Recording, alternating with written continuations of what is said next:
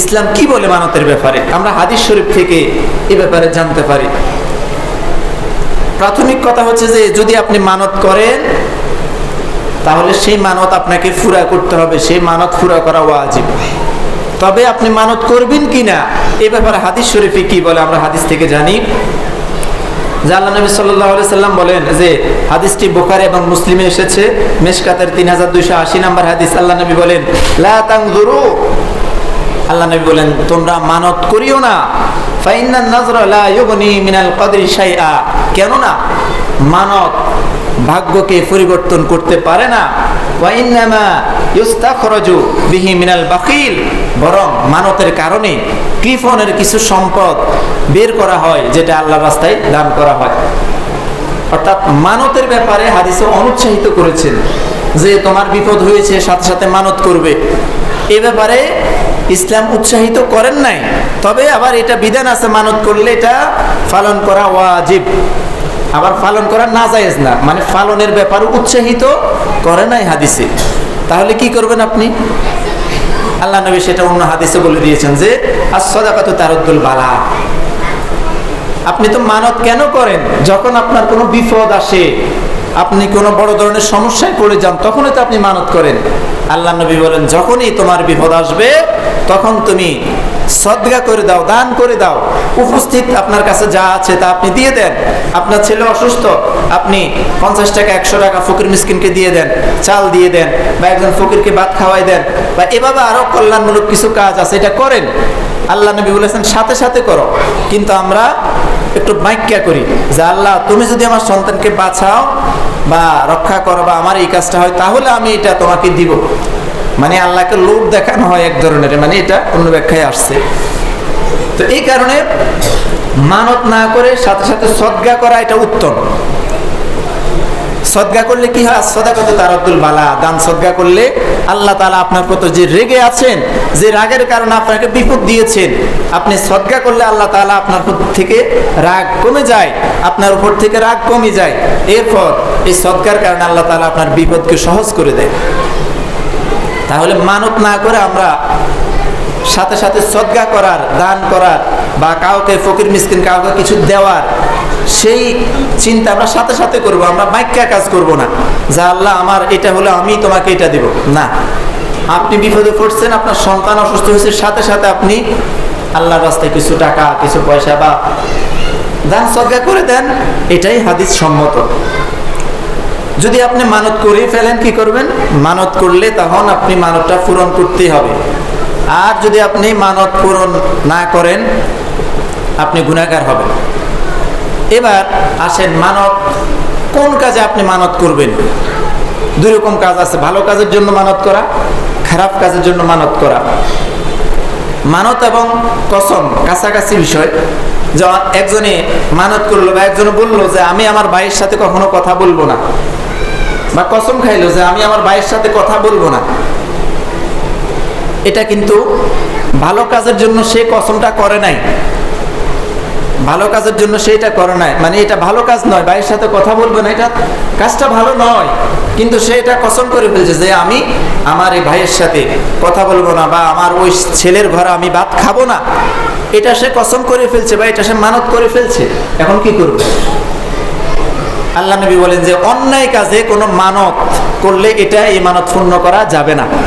অন্যায় কাজে যদি আপনি কোনো মানত করেন বা অন্যায় কাজে যদি আপনি কোনো কসম করেন, এই অন্যায়ের কাজে আপনি এই যে মানত করেছেন বা কসম করেছেন এটা পূরণ করা যাবে না। এবং ভালো কাজ আপনি মানত করতে পারেন এবং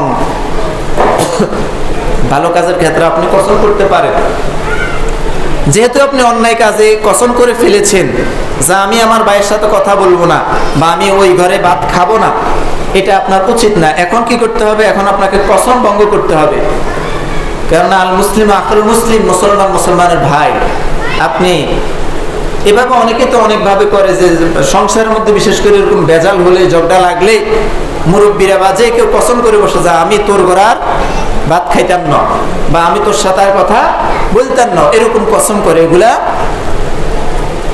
সে যদি কসম করে ফেলছে এই কসমটা ভঙ্গ করতে হবে তাকে। কেননা একজন মুসলমান ভাইয়ের সাথে অবশ্যই কথা বলতে হবে।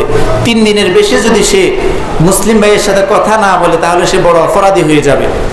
এই কারণে আপনি ভালো কোনো কাজে যদি, মানে অন্যায়মূলক কোনো কাজে যদি কসম করেন, এই কসম আপনাকে ভঙ্গ করতে হবে। তো কসম ভঙ্গ কিভাবে করবেন? কসম যেহেতু বলেছেন যে আমি আমার ভাইয়ের সাথে কথা বলবো না, কসম করে ফেলেছেন আপনি, এই কসম ভাঙতে হবে। ভাঙার নিয়ম হচ্ছে 3টা। আপনি মানে কসমের কাফারা দিতে হবে, যেটাকে জরিমানা বলা হয়। আপনি এরকম কসম করলেন কেন, এটা আল্লাহর পক্ষ থেকে জরিমানা। 3টা জরিমানা দিতে হয়। মানে জরিমানা 3 ধরনের আছে, যে কোনো এক ধরনের জরিমানা দিয়ে আপনি কসমটা ভঙ্গ করতে হবে। সেটা কিরকম? প্রথম নম্বর হচ্ছে প্রথমের কসমের কাফারা হচ্ছে, বা মানত, অন্যায়মূলক মানতের কাফারা হচ্ছে যে একজন গোলাম আজাদ করা। গোলাম আজাদ এটা আমাদের যুগে নেই, এটা আল্লাহ নবীর আমলে ছিল।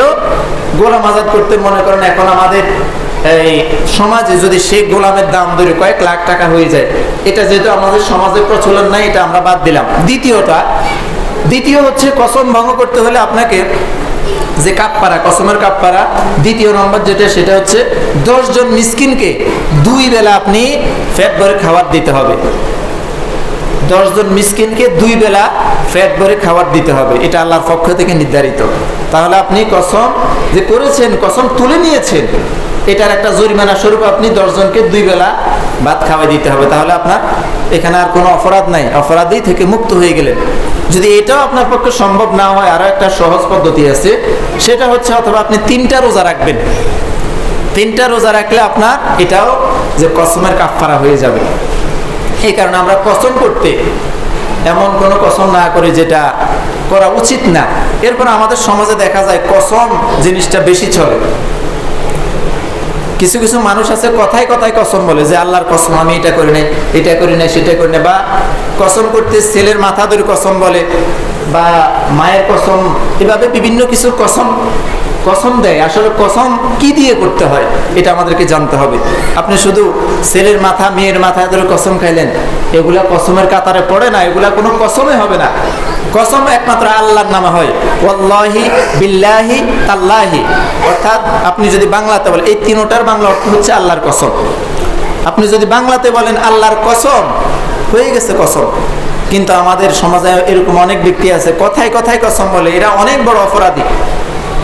কসম আপনি কখন খাইবেন? যখন আপনার শেষ অবস্থা, যে আপনার কথা কেউ বিশ্বাস করতেছে না, বা আপনি সঠিক পথে আছেন কিন্তু সবাই আপনাকে অপরাধী বলতেছে, ওই মুহূর্তে আপনি কসম খাইতে পারেন। কিন্তু কথায় কথায় কসম বলে এটা বড় ধরনের অপরাধ। তো আপনি যদি আপনার ছেলের মাথা ধরে কসম খান, এটা কসমের মধ্যেই পড়বে না। মেয়ের মাথা ধরেন, চোখ ধরেন, হাত ধরেন, আরো যা যা বলেন, যত রকমের কসম আছে সব কসম এটা কসমের কাতারে পড়বে না, এটা বাতিল। কসম যদি খাইতে হয় একটাই পথ, সেটা আল্লাহর কসম, যে ওয়াল্লাহি, আল্লাহর কসম আমি এটা করবো, এটা করবো না, এভাবে বললেই কসম হবে। এছাড়া অন্য কোনো পদ্ধতিতে কসম হবে না। আর আপনি যত কিছুই ধরেন, হাত ধরেন, পা ধরেন, মাথা ধরেন, চোখ ধরেন, এগুলা দোকামি, এগুলা আমাদের দেশে একটা প্রচলন হয়ে গেছে, এগুলাতে কোনো কসম হয় না। আপনি কসম খাইলে এর কোনো মূল্য নেই, এটার কিচ্ছু হবে না। যখন আপনি আল্লাহি, আল্লাহর কসম বলবেন, তখনই আপনার কসম পতিত হবে।